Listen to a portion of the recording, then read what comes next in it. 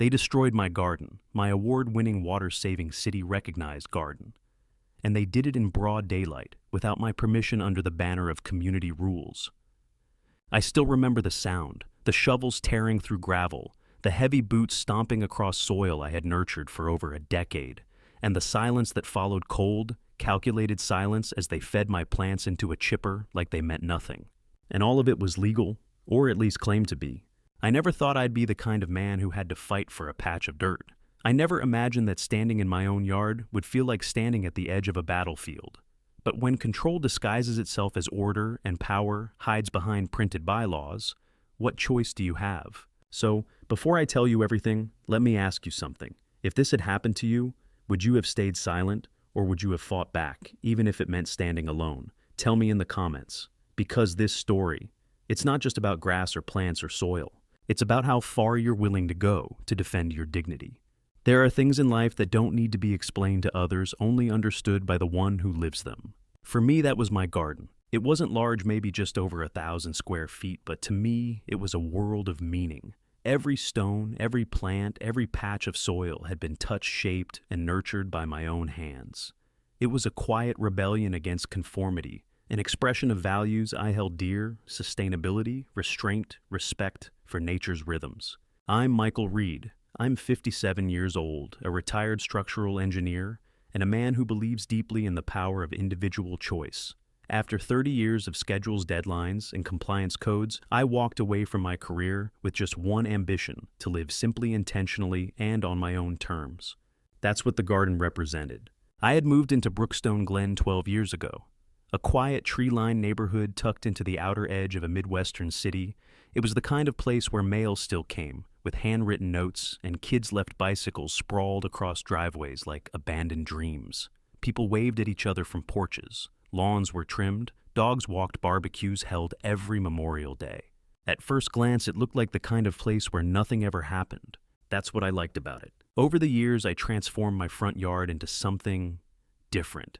It didn't match the cookie-cutter lawns around me: green carpets of turf grass, squared shrubs, and a few token flower beds. Mine was all rock mulch, native grasses, and perennial herbs that thrived in drought. The traditional lawn, I believed, was an outdated symbol of suburban control, wasteful water, hungry, and ecologically absurd. So I pulled mine out every last blade. I installed drip irrigation, buried low-voltage solar lighting, and planted what the city's water conservation department called a xeriscape model. I preferred to think of it simply as a place that made sense, a place that worked with the land, not against it. I didn't do it for attention, but attention came anyway. People would slow their cars as they passed. Some would roll down their windows and ask questions. Others stopped entirely, stepping out with curiosity. I gave away seedlings advice, sometimes even design sketches. One year, the local paper featured my yard in a piece titled "A Garden That Saves Water, Not Beauty." I kept that clipping in a drawer. It made me proud, not because I was praised, but because it meant the message was spreading. Not everyone understood, of course. A few of the older neighbors muttered about weeds and rocks instead of grass, but no one filed a complaint. The HOA Brookstone Glen Homeowners Association had long been dormant.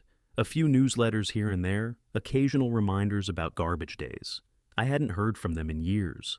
That changed the day Karen Whitley moved in. She arrived like a gust of cold air, precise, polished, and unbothered by the warmth around her.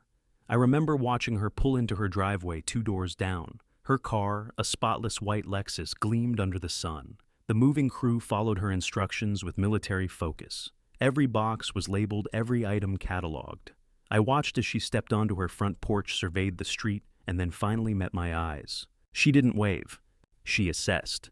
There was something in the way she stood, arms folded, lips pursed, clipboard in hand, that told me exactly who she was before she said a word.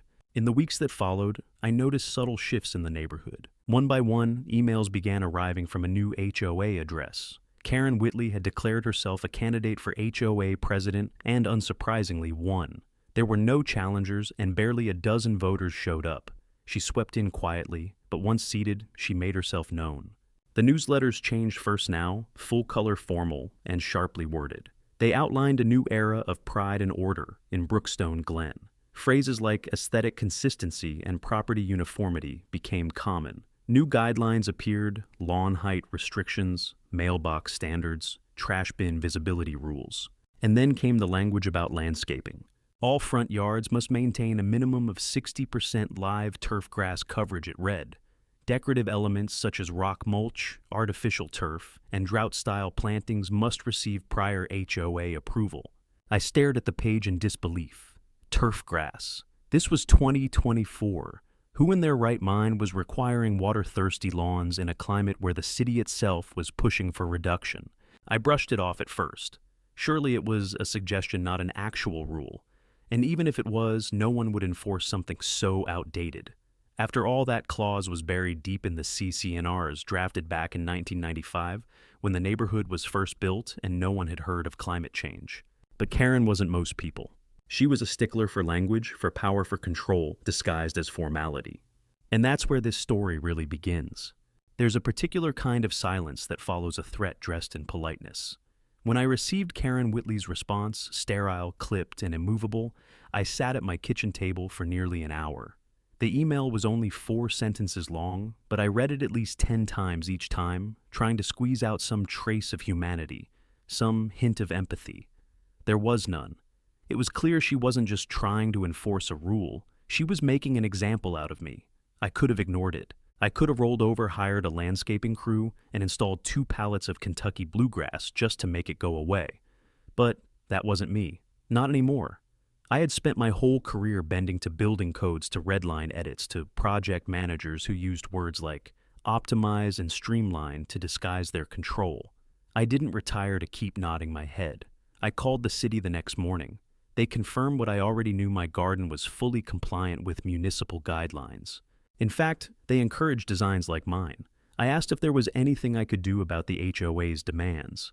The woman on the phone sighed in that, "You're not the first kind of way. If it's in the CC&Rs, she said, and they were legally recorded when the HOA was formed, then yes, they can technically enforce it even if it contradicts current sustainability goals. Your best bet is to appeal to the board directly." And so I did. I wrote a formal appeal and emailed it to the full HOA board. I included photographs, citations from the city's conservation department, and a letter from a local environmental nonprofit I had worked with. I didn't ask for special treatment. I asked for a conversation. What I got instead was Karen on my porch.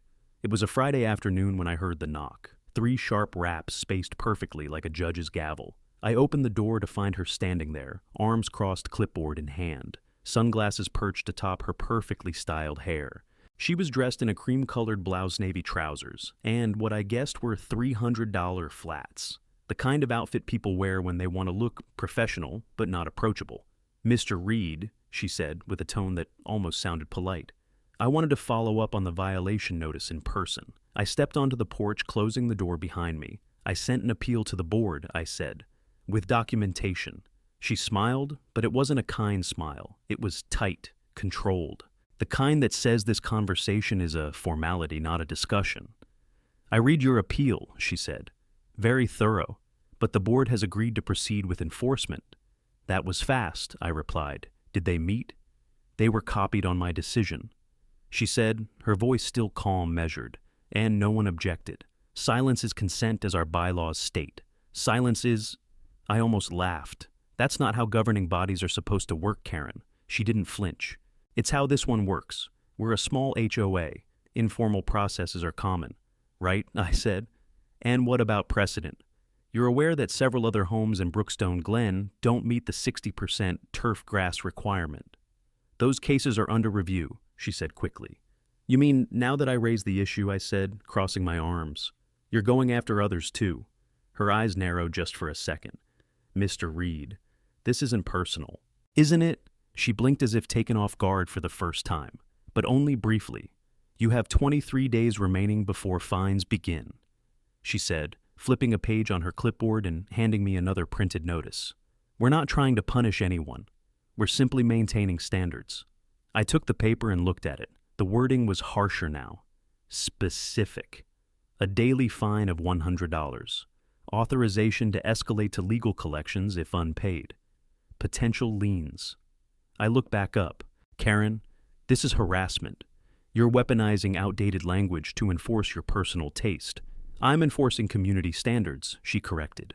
"Ones that you agreed to when you purchased your home." Section 3, paragraph 14.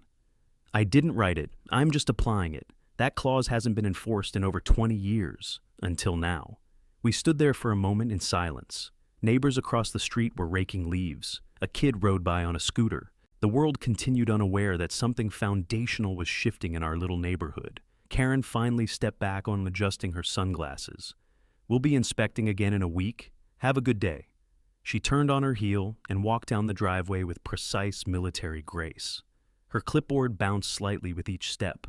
I watched her disappear behind a row of hydrangeas at the corner of her property irrigated daily, despite posted water restrictions.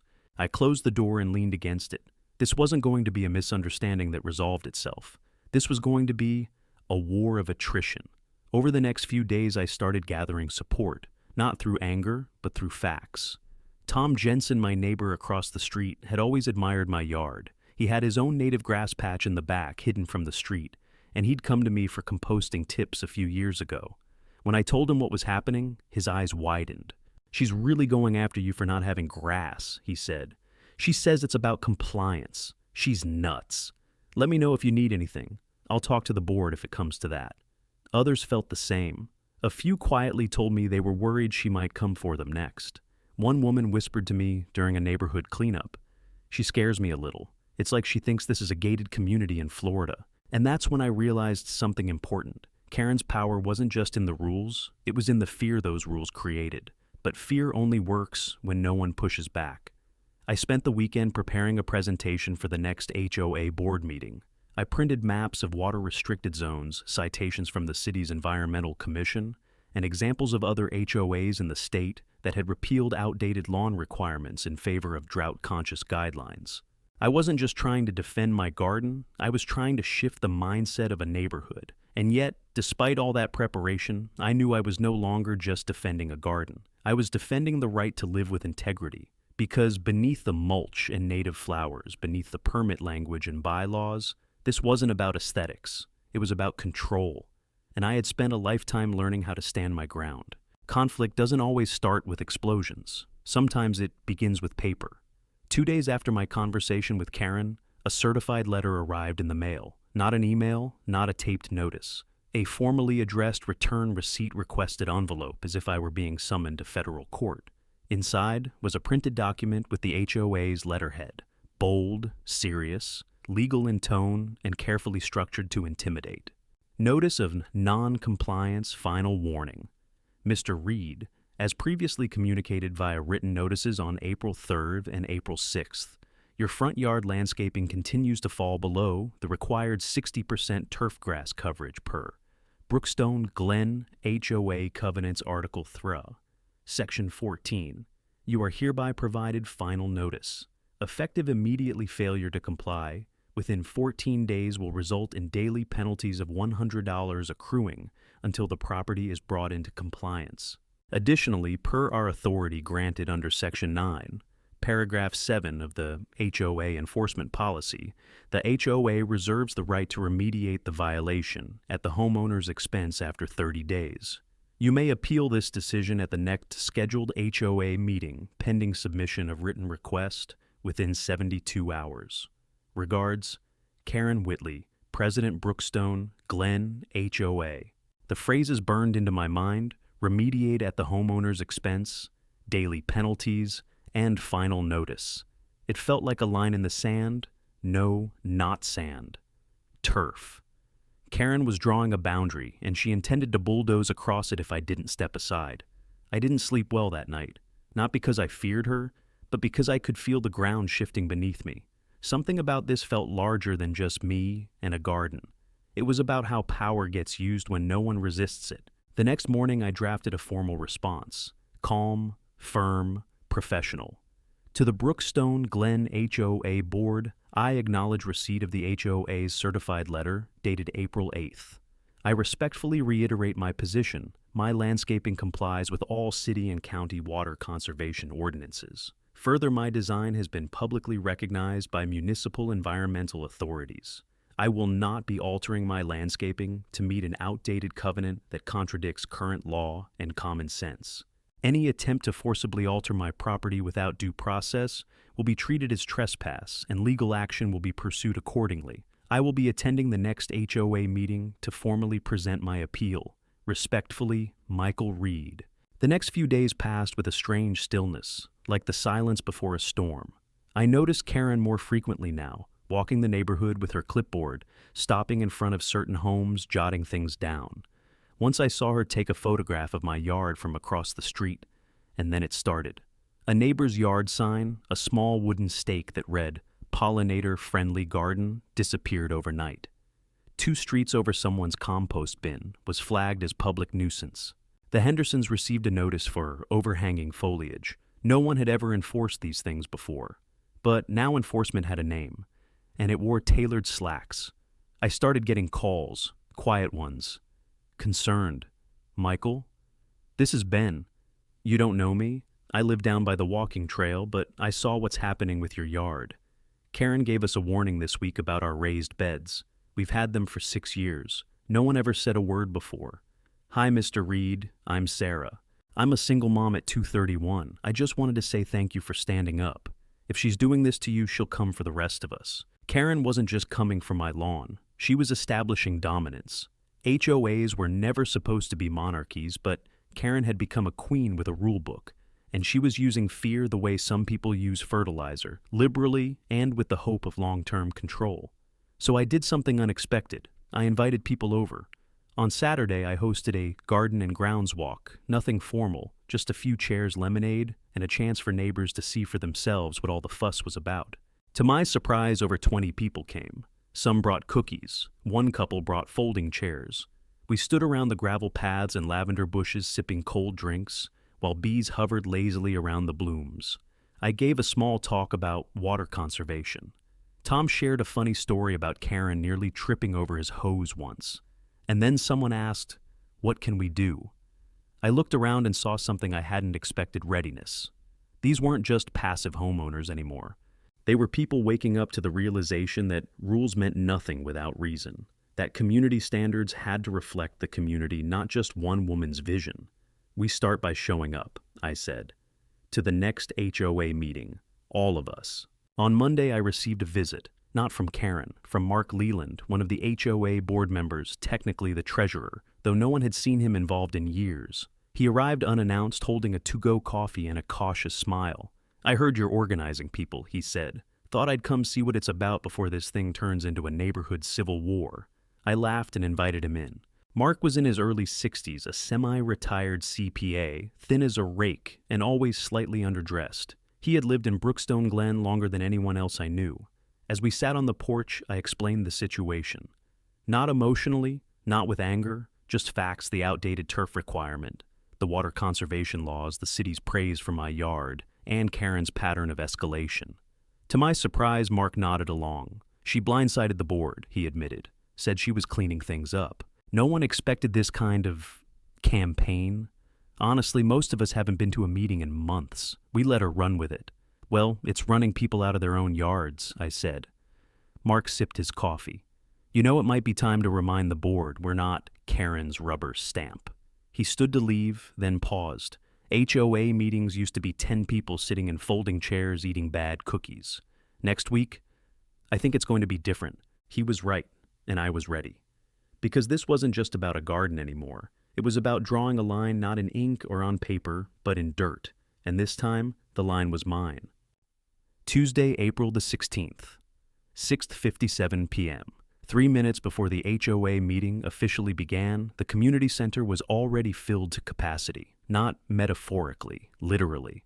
The folding chairs had all been taken, and neighbors stood along the walls, leaning against door frames, even perched on windowsills. I had never seen so many people in one room without barbecue smoke or Christmas music playing in the background. Some looked curious, others quietly angry. All of them had come for the same reason: Karen. She sat at the front of the room like a judge in a courtroom, not by accident. Her clipboard rested on the table, flanked by neatly arranged documents and a small gold nameplate that read, "Karen Whitley, President." On her left sat Mark Leland, the treasurer. He offered me a small nod as I walked in. On her right was Julie Tran, the secretary, flipping nervously through a thin stack of printed minutes. 2 other board members sat with them, looking uneasy. I walked down the side aisle toward the front row. I could feel Karen's eyes following me, cool and unreadable. She didn't smile. Neither did I. The buzz in the room was electric. I spotted Tom in the 3rd row. He gave me a quick thumbs up. A few other neighbors gave encouraging nods or leaned in to whisper. It felt like I was preparing to take the stand, not to defend myself, but to speak for something bigger. At exactly 7:00 p.m., Karen stood and tapped a pen against her clipboard. "Good evening," she began, her voice sharp and composed. "This is the April session of the Brookstone Glen HOA board meeting. Attendance has been noted. We'll begin with the minutes from last month." Julie started reading in a soft voice, barely audible over the murmurs in the room. Karen held up her hand. "Please, everyone, let's maintain order. We'll get to resident concerns shortly." When the reading of the minutes ended, Karen's tone shifted into a more formal cadence. "Before we open the floor, I want to address the enforcement actions that have been taken in recent weeks," she said.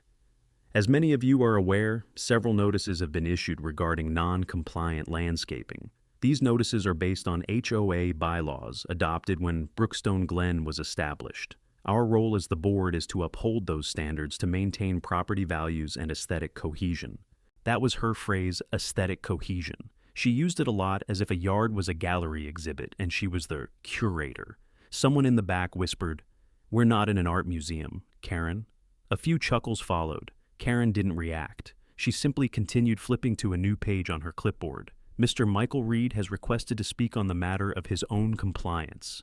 Mr. Reed, you have 5 minutes." I stood, walked slowly to the center of the room, and turned to face the crowd, not the board, the people. "My name is Michael Reed," I said. "I've lived here 12 years. Some of you know me. Some of you have been in my yard." There were a few nods, a few hands raised. "I moved here because this was a place where you could build something meaningful, your home, your space, your identity. Not just square footage, but belonging."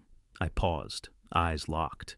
"And part of belonging, I've always believed, is stewardship, taking care of your land, being responsible, not just to your neighbors, but to the environment. That's why I removed my turf grass. That's why I spent years designing a drought-resistant, sustainable landscape. That's why the city awarded my garden with conservation recognition last year.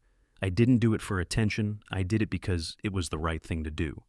I took a breath, but last week I received a notice, not asking me to explain, not inviting a conversation, but threatening daily fines and eventually forced remediation.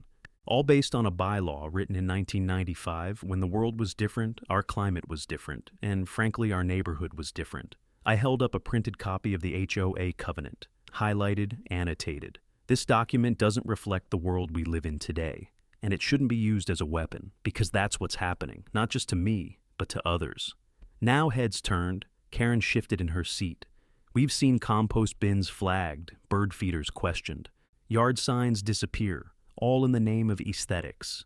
But whose aesthetics and at what cost? I turned slightly, finally making eye contact with Karen. We live in a community, not a kingdom. We should not be ruled by silence, but guided by shared values.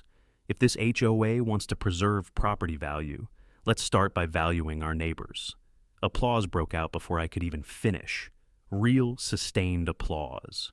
Karen looked stunned, not furious, surprised, like she hadn't realized just how much support I'd gathered, or how many people felt the same but hadn't spoken yet. Mark leaned into his mic, clearly emboldened. "I'd like to say something." Karen hesitated but nodded stiffly. Mark adjusted his glasses and stood. "I was part of the original board when these covenants were written," he said. "Back then, turf grass was the default. We had no idea how unsustainable it would become. And frankly, we never intended for these rules to be used like this." He looked over at me. "Michael's right. We've let the letter of the law overrule the spirit of this community. I propose we pause all landscaping enforcement actions and schedule a special session to review and revise our covenant policies." Applause again. Louder. Karen leaned into her microphone, voice strained. "Point of order. Procedural changes require majority vote." Mark looked around the table. Board members in favor of pausing enforcement. Julie raised her hand first, then the 2 others. Mark last. 4-1. Karen sat back in her chair, jaw tight. Her pen tapped against the clipboard like a ticking clock. The meeting continued, but the energy had shifted.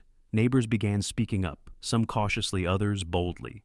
They talked about fear, about pride, about feeling shut out, but also about hope, about wanting to belong again. By the time the session adjourned, the room was humming, not with anxiety, but with momentum. As I gathered my things, Tom clapped me on the shoulder. "You cracked it open," he said. "She's not going to recover from this." I wasn't so sure.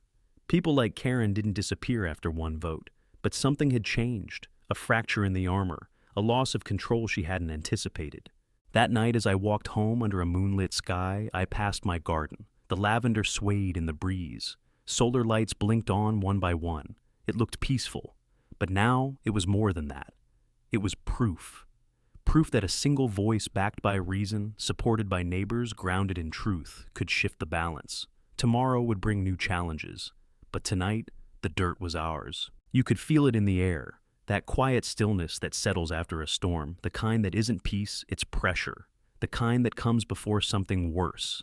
The meeting had shifted the tide. Neighbors were more vocal. The HOA board had started reviewing the outdated covenant language. The enforcement actions were paused. People were starting to smile again when they saw me, not with sympathy, but with respect. We had stood up. We had won something. But I'd made a mistake. I assumed Karen Whitley would accept that loss with grace. Instead, she disappeared from public view. No more email announcements, no more clipboard walks. For nearly 2 weeks she went dark, and in that silence I felt something brewing. You don't silence someone like Karen, you corner her. And cornered people lash out. It was a Wednesday morning when it happened. I was working in my garage replacing the head on a garden spade when my phone rang. It was Tom. I picked up on the first ring. "Michael," he said, voice sharp. "You need to come home right now."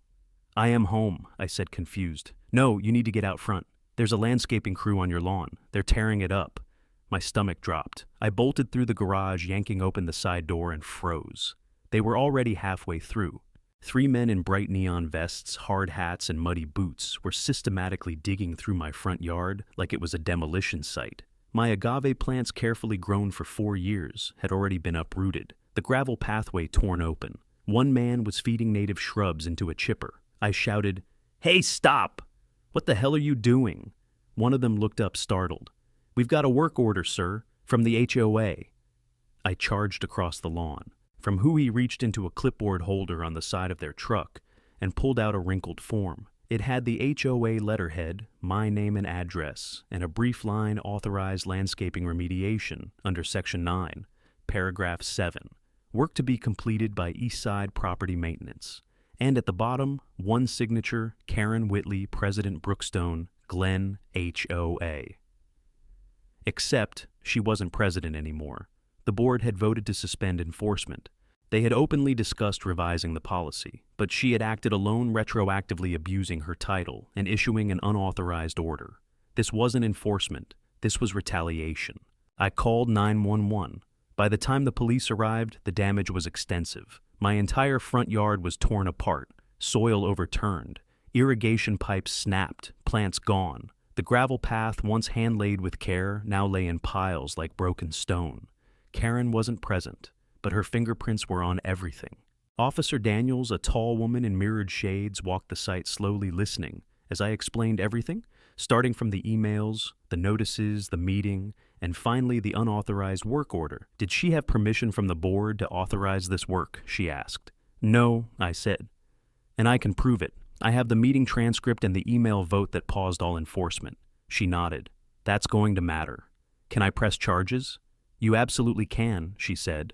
"We'll file it under criminal mischief and trespassing for now.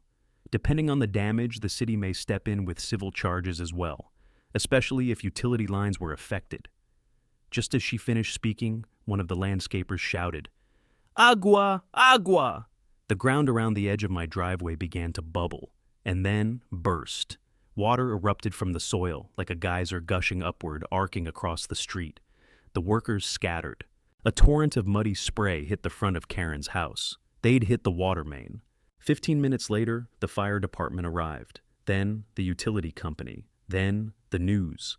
Apparently, the city's emergency alert system had been pinged automatically when pressure dropped on the grid. The rupture was significant and worse preventable. If Karen had followed protocol and called 811, the federally mandated call before you dig, line the city would have marked the underground lines. But no call had been placed, and now half of Brookstone Glen was without water. Karen finally arrived around noon. She pulled up in her Lexus, stepped out with a look of horrified confusion on her face, and immediately began protesting. "I didn't authorize this today," she said to the utility manager. "This was scheduled weeks ago." "But you're not the acting president," the utility manager replied, pointing to a clipboard. "And this wasn't on file with us." Karen looked at me no longer composed, no longer regal. She looked exposed. I said nothing, just held up my phone and took a picture. One shot of the destruction. One of her standing at the edge, helpless, drenched in the very water she tried to control. That evening, the board held an emergency meeting. It wasn't in the community center. It was on my driveway. More than 60 residents came standing in a semicircle around the ruins of what used to be my front yard. Mark called the meeting to order with a folding chair as a podium. "We are here to discuss gross overreach," he said.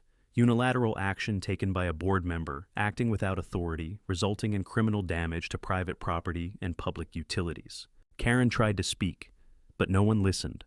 The vote was swift and unanimous. Karen Whitley was formally removed from all HOA leadership positions and permanently barred from holding office within the association again. A few neighbors clapped. Others just stood in quiet relief. It was over, not the damage, not the cleanup, but the fight. In the days that followed, city crews repaired the water main.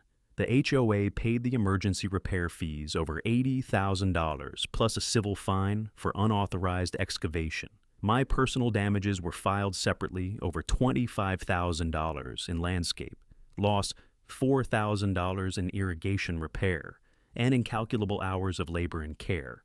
And yet, something else emerged: solidarity. Tom and others started a neighborhood sustainability task force.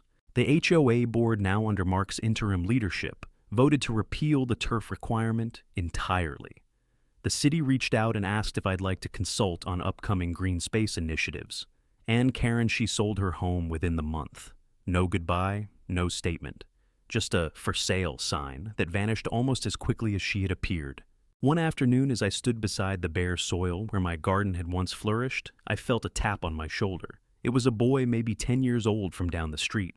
"Mr. Reed," he said, "my mom says you're like the guy in those movies who fights City Hall." I smiled. "Maybe." He pointed at the dirt. "Are you going to replant it?" I looked at the empty yard, the scars in the soil, the broken lines waiting to be repaired. "Oh yes," I said. "We're going to grow something better." Spring had officially arrived. You could smell it: fresh soil, sun-warmed bark, that slightly sharp scent of new grass and pollen in the air. The kind of spring that made you pause just a little longer before going inside, made you linger on the porch with a cold drink and a quieter mind. My front yard was still bare, but it wasn't ruined anymore. The crew hired by the HOA this time, with my full input, had cleared away the debris, leveled the soil, and rebuilt the irrigation lines. It was a clean slate now, a blank canvas, waiting for new life. But unlike last time, I wasn't rebuilding alone. One Saturday morning, I walked out to find 6 people already standing on my lawn. Tom had brought a shovel. Sarah came with seedlings. The Henderson twins dragged over a wheelbarrow full of compost from their own garden. A boy with freckles, same one who'd called me, the guy who fights City Hall, held a small rosemary plant in both hands like a fragile secret. "I hope this one gets a good spot," he said, shy but determined. I smiled. "It already has one."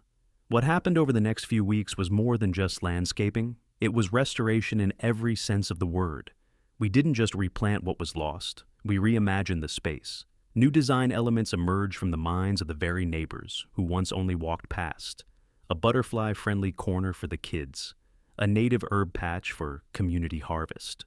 Solar path lights shaped like hummingbirds. One neighbor painted a wooden sign and planted it at the entrance to the path, the garden that stood its ground. Meanwhile, inside the community center, the bylaws were being rewritten. Mark and Julie had formed a working group, half board members, half residents, and each session was open door. Language was stripped of vague phrases like aesthetic standards and replaced with specifics. Native species encouraged sustainable design.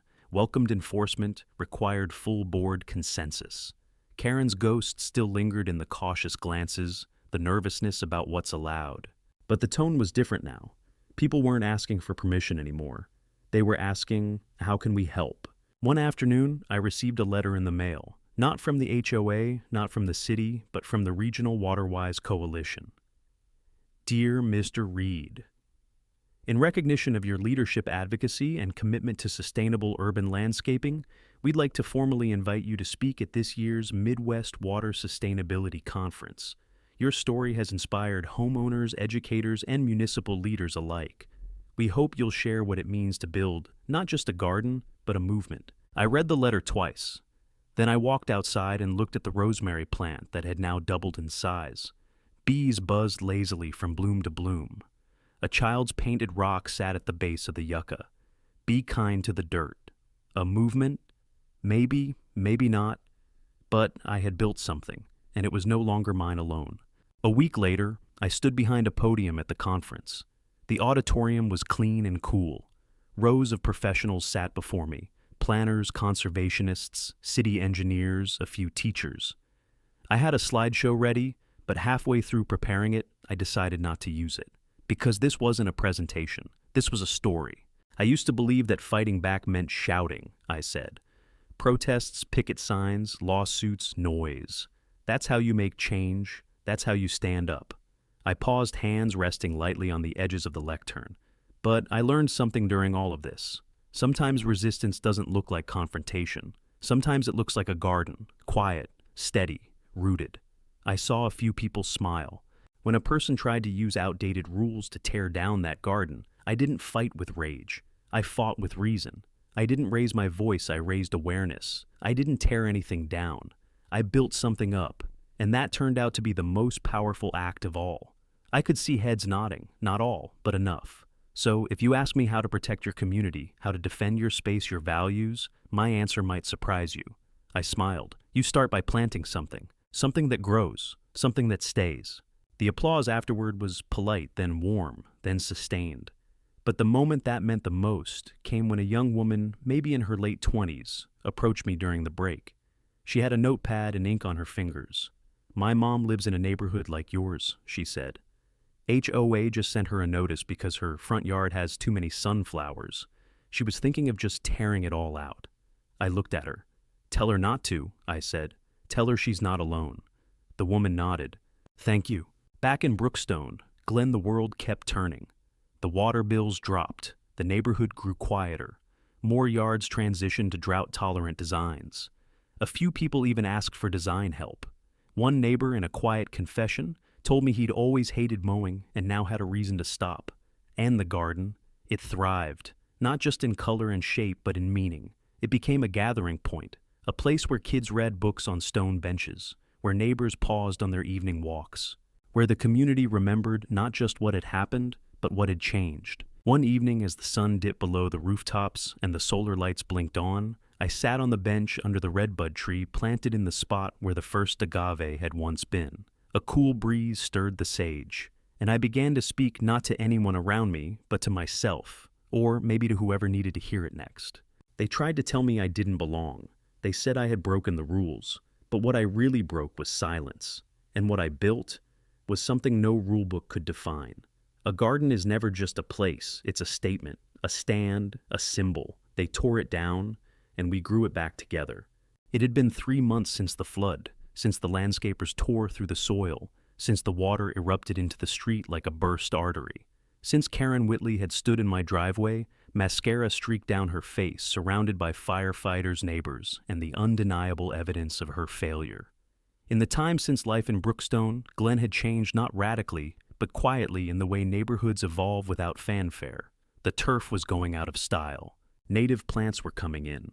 The HOA had a new board, and the bylaws had been completely revised, eliminating vague language about aesthetics in favor of environmental compatibility and homeowner freedom. Monthly meetings were no longer awkward lectures delivered to folding chairs. They were discussions, conversations. Neighbors began planting differently, not because they wanted to rebel, but because they finally felt free to create. And the garden. It was thriving. But I wasn't the same man who first planted it. I'd learned that sometimes growth comes not from roots, but from resistance. It was a quiet Thursday afternoon when I heard the knock. 3 sharp taps on the wooden front door, deliberate, familiar. For a moment, my stomach turned with instinct. I hadn't heard that pattern in months. I stood slowly from the kitchen table and walked to the door. Through the small side window, I saw her. Same posture, same sunglasses, same meticulous hair, though now streaked more prominently with gray. Karen Whitley. She wasn't holding a clipboard. No papers, no pen. Just her and a blazer, arms crossed loosely. I opened the door but didn't step aside. We stood in silence for a moment, 2 people with too much history to pretend it hadn't happened. I wanted to see the garden, she said finally. Her voice was smaller than I remembered, less steel, more worn. It's public, I said. The neighborhood helped build it. You don't need permission. I know, she replied, but I thought I should see it myself. I nodded once and stepped aside. She walked slowly through the gate onto the crushed granite path. Her heels crunched softly as she moved. She didn't touch anything, didn't ask questions. She walked with her arms behind her back like a visitor at a museum. The rosemary was full now. The hummingbird lights blinked gently in the breeze. The pollinator patch buzzed with bees. She stopped at the little wooden sign someone had made months ago. The garden that stood its ground. She read it aloud under her breath, then turned to me. I didn't understand, she said. Back then, I thought I was protecting something standards order consistency. I really believed that. And now, she hesitated. I think I was protecting control, not the community. I didn't respond, not right away. Some apologies take longer to land, she exhaled. I lost a lot. So did I said. But we rebuilt. Karen looked away. I'm moving out of state. To be closer to my daughter, she's just had a baby. She keeps asking me why I haven't visited more. I nodded. Congratulations. She smiled faintly. I wanted to say, thank you. I raised an eyebrow. For what? For standing up to me, she said. For making something better out of something I tried to destroy. You proved me wrong. I took a breath and looked at her, not with anger anymore, but with a quiet recognition that maybe even people like Karen can grow given the right conditions. You didn't destroy it, I said. You just gave us a reason to plant deeper. She gave a small nod, then stepped back toward the street. I won't be coming back, she said. Sometimes the best thing we can do for a place, I replied, is to leave it better than we found it. She paused. I hope I haven't made it worse. I looked at the path, the blooms, the shaded benches. No, I said. You made it matter. Karen blinked once, turned, and walked away. I watched her go without bitterness. Just closure. That evening I returned to the redbud bench, the same one where I'd sat weeks earlier watching the sky. The sun was low, casting a warm golden glow over the garden. Lavender shimmered purple, and somewhere nearby a pair of finches chattered between branches. I leaned back and spoke again, not to anyone, not out loud, just inside. They say one voice can't change much, that rules are too strong, that systems are too far gone. But I've seen otherwise. I've seen what happens when you stand even quietly, even alone, and refuse to back down. I didn't win a court case. I didn't break a law. I just kept planting. And that somehow broke the cycle. If you're listening, if you're wondering if it's worth the fight, let me be clear. Yes, let them come for your garden. And when they do, let them find roots too deep to pull. And there it is, a garden destroyed, a neighborhood awakened, all because one person armed with a clipboard and unchecked authority thought she could rewrite the rules of decency, dignity, and property rights. But let this be a reminder, the greatest resistance doesn't always come with shouting or lawsuits. Sometimes it starts with a garden, with roots that refuse to be pulled, with neighbors who stop being silent, with one person who says, enough. If you've ever dealt with an overreaching HOA, a power-hungry board member, or a self-declared Karen running your community, like a dictatorship, you're not alone. This is why we created the HOA Karen Files, to document the power, grabs the abuses, the ridiculous rules, and the real people who fought back. So, if this story hit a nerve, subscribe, comment, and share your HOA horror story below. Because every time someone speaks up, we chip away at the system that enables silence. This isn't just about HOAs, it's about home, and who gets to feel safe in theirs. I'm Michael Reed, And this was just one file in the Karen archive.